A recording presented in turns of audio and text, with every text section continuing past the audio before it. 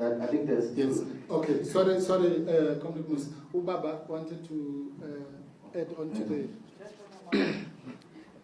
And I'm sorry because I've got the flu. Yes. But I thought I should just make some comment on one point. This new thing, the government of national unity.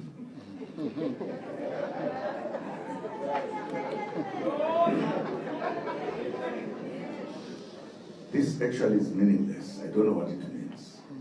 Totally meaningless. Totally meaningless.